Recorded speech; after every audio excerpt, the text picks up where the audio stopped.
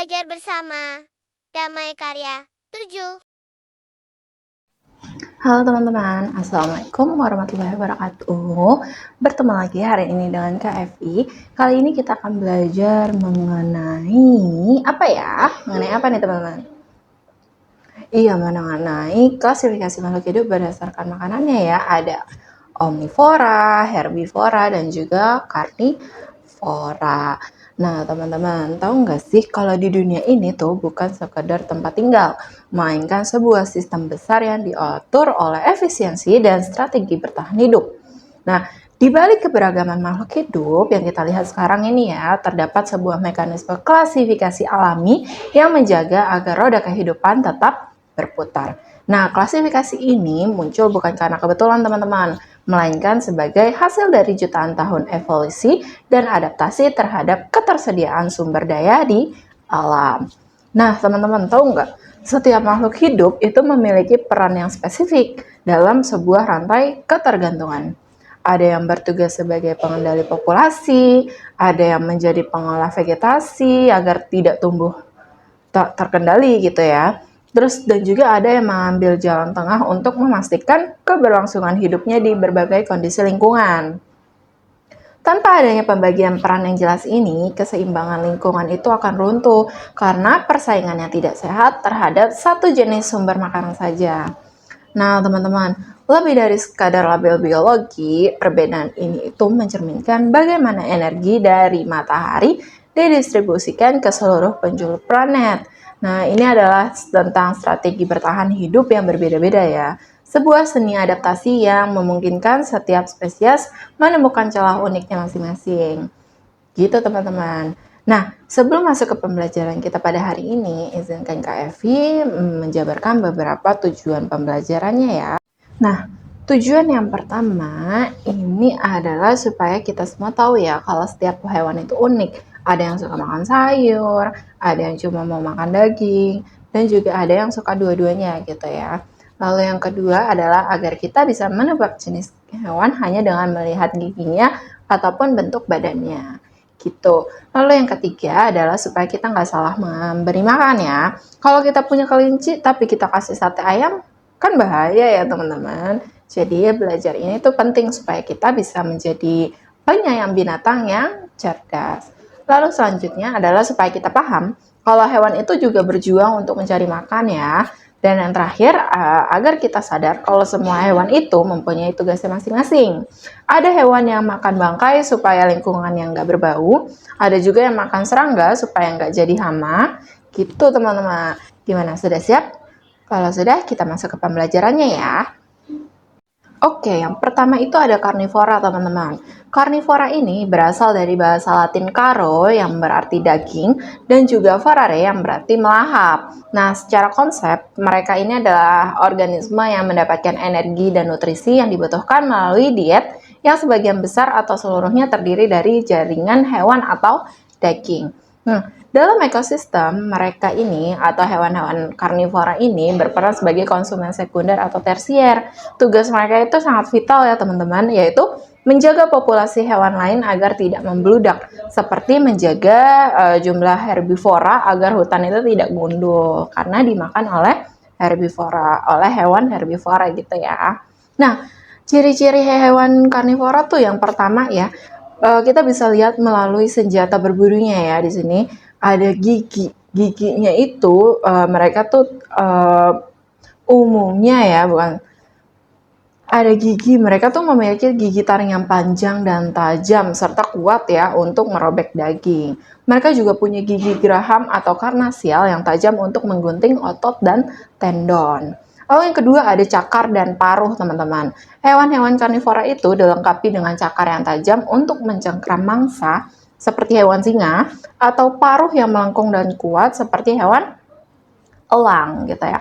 Lalu yang ketiga ada indera yang tajam. Nah, umumnya hewan karnivora ini selain memiliki penglihatan, penciuman, dan pendengaran yang di atas rata-rata untuk melacak mangsa dari jarak yang jauh gitu. Nah, lalu sistem pencernaan hewan karnivora nih yang pertama ini ada lambungnya sederhana teman-teman. Berbeda dengan pemakan tumbuhan, lambung hewan karnivora ini cenderung simpel karena dagingnya lebih mudah dicerna daripada serat tumbuhan. Lalu yang kedua, memiliki usus pendek. Nah, saluran pencernaan mereka itu relatif pendek agar daging yang dimakan itu tidak membusuk di dalam usus sebelum sempat diserap. Dan yang ketiga adalah asam lambung yang kuat. Nah, tingkat keasaman lambung hewan karnivora ini tuh sangat tinggi, teman-teman. Tujuannya apa? Untuk menghancurkan protein hewani dan membunuh bakteri yang mungkin ada pada daging mentah. Seperti itu, teman-teman. Nah, selanjutnya nih ada klasifikasinya. Nah, nggak semua hewan karnivora itu cuma makan daging merah, teman-teman. Tapi ada pembagiannya. Yang pertama ada obligan karnivora. Nah, ini benar-benar cuma bisa makan daging untuk bertahan hidup ya, seperti kucing atau felidae. Terus yang kedua ada insektivora. Nah, ini untuk khusus memakan serangga. Contohnya adalah terenggiling. Yang ketiga ada piscivora. Hewan ini adalah piscivora, yaitu hewan yang khusus makan ikan, teman-teman. Contohnya adalah berang-berang dan juga penguin. Dan yang terakhir ada scavengers. Ya ini adalah spesies pemakan bangkai ya. Mereka ini tidak bisa berburu, tapi mereka itu makan sisa hewan lain gitu ya. Makan sisa dari mangsaan hewan lain. Contohnya adalah burung bangkai gitu ya, teman-teman. Nah, contoh secara umum untuk hewan karnivora ini adalah terbagi lagi nih, tergantung dari tipenya. Ada tipe mamalia seperti harimau, serigala, singa laut. Lalu ada tipe burung seperti burung elang, burung hantu. Ada tipe reptil, itu ada komodo, buaya, dan juga ular. Dan yang terakhir ada tipe ikan, yaitu hiu dan juga piranha. Seperti itu, teman-teman. Nah, selanjutnya ada herbivora. Nah, hewan herbivora ini adalah organisme yang secara anatomis dan fisiologis beradaptasi untuk makan materi tumbuhan. Misalnya ada daunan, buah, biji-bijian, hingga kulit kayu ya. Nah, dalam piramida makanan, mereka ini biasanya menempati posisi konsumen tingkat 1. Nah, tanpa adanya hewan herbivora, energi dari produsen atau tumbuhan tidak akan pernah sampai ke puncak rantai makanan. Karakteristiknya gimana nih, Kak? Nah, yang pertama tuh bisa kita lihat dari alat makan ya. Yang pertama, gigi geraham yang lebar. Fungsinya untuk menggiling dan melumatkan serat tumbuhan yang kasar. Lalu yang kedua, ada gigi seri yang tajam. Nah, umumnya itu gigi seri ini tuh berada di depan untuk memotong rumput ataupun ranting. Dan yang ketiga, tanpa taring tajam. Mereka itu nggak punya taring ya, ataupun kalaupun ada, tidak digunakan untuk merobek daging gitu. Dan yang terakhir adalah mata di samping kepala. Kebanyakan herbivora ini memiliki pandangan perifer yang luas, hampir banget ini 360 derajat untuk mendeteksi predator dari berbagai arah saat mereka sedang merunduk makan, gitu teman-teman. Nah, berbeda dengan sistem pencernaan hewan karnivora, hewan herbivora ini memiliki lambung yang kompleks. Mereka itu punya lambung jamak ya, seperti sapi ada dengan 4 bagian lambung, yaitu untuk membusukkan selulosa lewat bantuan bakteri. Lalu yang kedua, usus mereka tuh sangat panjang ya. Karena proses pemecahan nutrisi tumbuhan itu membutuhkan waktu lama, mereka jadi punya saluran pencernaan yang jauh lebih panjang daripada hewan karnivora. Dan yang terakhir adalah simbiosis bakteri. Mereka ini mengandalkan mikroorganisme di dalam usus untuk membantu mencerna serat kayu ataupun rumput yang keras. Gitu teman-teman. Nah, klasifikasi berdasarkan jenis tumbuhannya nih. Herbivora ini punya spesialisasi menu masing-masing teman-teman. Yang pertama ada Frugiora, yaitu fokus untuk makan buah-buahan. Contohnya ada kelelawar buah gitu ya. Terus ada burung rangkong. Lalu yang kedua ada Folivora, yaitu fokus untuk makan daun. Contohnya ada koala, ada jerapah gitu ya.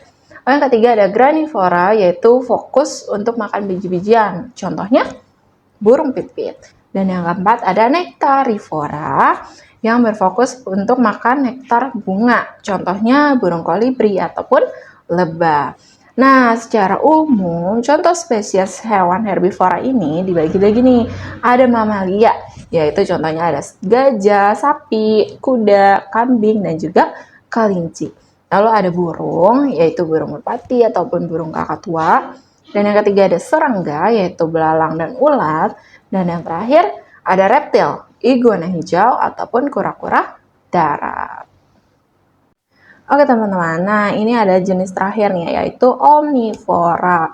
Omnivora ini berasal dari bahasa Latin omnis, yang berarti semua atau segala, dan vorare yaitu melahap. Nah, secara konsep, mereka ini adalah organisme yang memiliki kemampuan untuk bertahan hidup dengan memakan materi tumbuhan maupun hewan.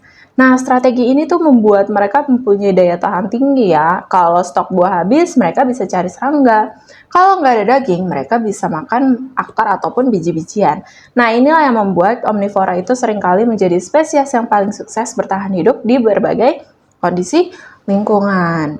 Nah, karakteristiknya nih, yang pertama kita lihat dari alat makan ya, yaitu mereka memiliki gigi kombinasi. Mereka memiliki gigi seri untuk memotong, taring yang biasanya ada namun tidak sebuah karnivora ya untuk merobek, dan juga geraham yang cukup datar untuk maunya tumbuhan. Lalu alat bantu serbaguna lainnya tuh, hewan ini memiliki tangan seperti primata atau paruh yang kuat namun tidak terlalu melengkung tajam seperti ayam untuk memudahkan mengambil berbagai jenis makanan.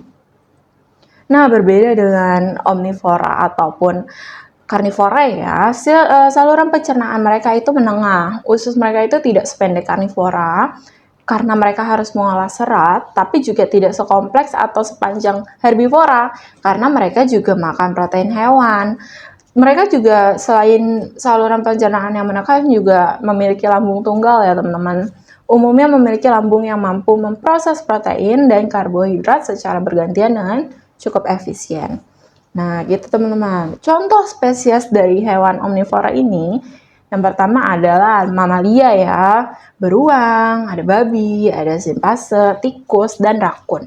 Lalu untuk burung ada ayam, gagak, bebek, dan ikan ada ikan lele ataupun ikan nila. Seperti itu teman-teman. Nah, sampai sini pembelajaran kita pada hari ini. Sampai bertemu di pertemuan berikutnya. Bye-bye.